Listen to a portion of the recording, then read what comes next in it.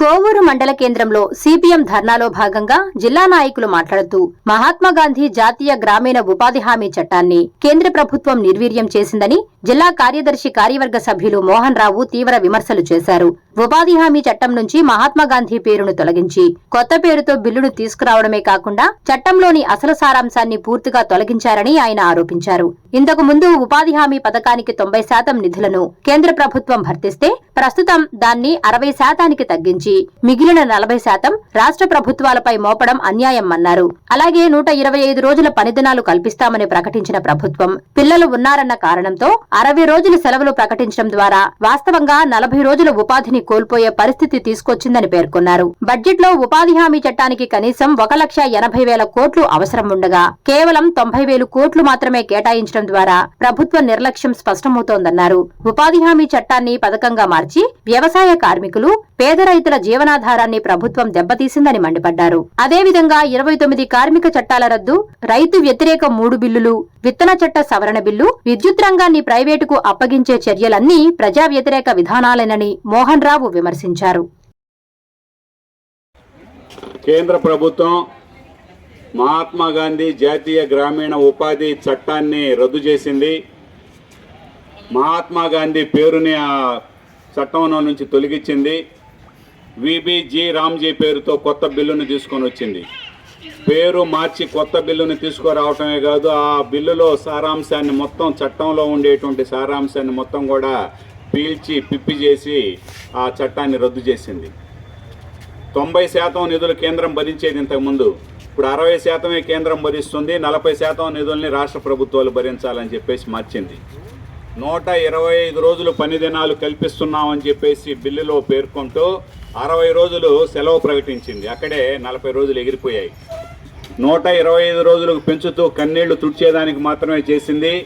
బడ్జెట్లో నిధులు కేటాయింపులో 1,80,000 కోట్లు బడ్జెట్ కావాల్సి ఉంటే కేవలం 90,000 కోట్లు మాత్రమే మొన్న పెట్టినటువంటి బడ్జెట్లో కేటాయించడం జరిగింది. ఉపాధి హామీ చట్టాన్ని నీరుగార్చి పథకంగా మార్చేసి వ్యవసాయ కార్మికులు, పేద రైతుల యొక్క పుట్టగొట్టింది ఈ ప్రభుత్వం. అందుకనే మహాత్మాగాంధీ జాతీయ గ్రామీణ ఉపాధి చట్టాన్ని పునరుద్ధరించాలి, విబి రామ్జీ బిల్లుని రద్దు చేయాలని చెప్పేసి కోరుతా ఉన్నాం. 29 కార్మిక చట్టాలను రద్దు చేసి 4 లేబర్ కోడ్లుగా మార్చేసింది.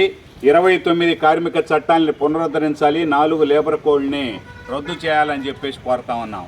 పార్లమెంట్లో 3 రైతు వ్యతిరేక బిల్లులను తీసుకొని వచ్చి, నల్ల చట్టాలను తీసుకొని వచ్చి, ఆ నల్ల చట్టాల కోసం 2 సంవత్సరాల పాటు రైతులు పోరాడితే ఆ రైతు వ్యతిరేక చట్టాలని రద్దు చేస్తా ఉన్నామని చెప్పి దొడ్డిదారిన మళ్ళా ఆ రైతు చట్టాలని అమలు చేసేదానికి ఈరోజు ప్రయత్నం చేస్తూ ఉంది.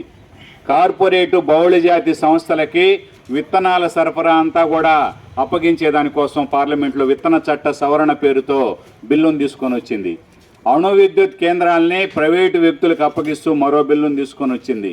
ఈ ప్రజా వ్యతిరేక బిల్లులన్నీ రద్దు చేయాలి, పెరుగుతున్నటువంటి ధరల్ని అరికట్టాలి, నిరుద్యోగ సమస్యను పరిష్కారం చేయాలి.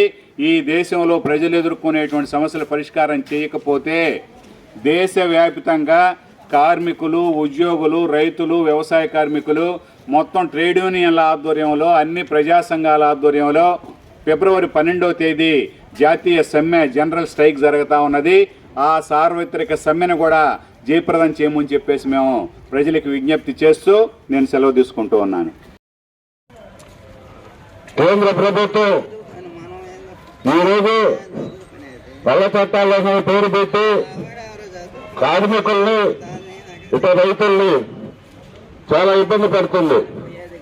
ఈరోజు చూస్తే గ్రామాల్లో పరిహారం పథకం కింద ఒక కాలువ దీల, ఒక గుర్రబెట్టే కాలువ బయట దీల, ఈరోజు రైతులు కాలువలు దిగిపోయి వాళ్ళ చాలాలోకి నీళ్లు పోక అనేక దేశవ్యాప్తంగా అనేక కార్మిక చట్టాలను రద్దు చేసినందుకు, ముఖ్యంగా ఉపాధి హామీని పాత పద్ధతుల్లోనే కొనసాగించాలని చెప్పేసి, ఆ విధంగా కాకుండా మహాత్మాగాంధీ పేరుని తొలగించి వేరే పేర్లు పెట్టి ఈ విధంగా కేంద్ర ప్రభుత్వం ఈ కార్మిక చట్టాలని రద్దు చేసే సందర్భాల్లో ఈ భారతదేశ వ్యాప్తంగా ఈరోజు అన్ని మండలాలలో ఈ ధర్నాలు జరుగుతూ ఉండి వీటిని మన కోవూరు మండలంలో కూడా ఈ విధంగా ఈరోజు ధర్నా జరుగుతుంది. దీన్ని ఉద్దేశించి మన జిల్లా కార్యదర్శి వర్గ సభ్యులు మోహన్ రావు గారిని మాట్లాడవలసింది కోరుతున్నాను.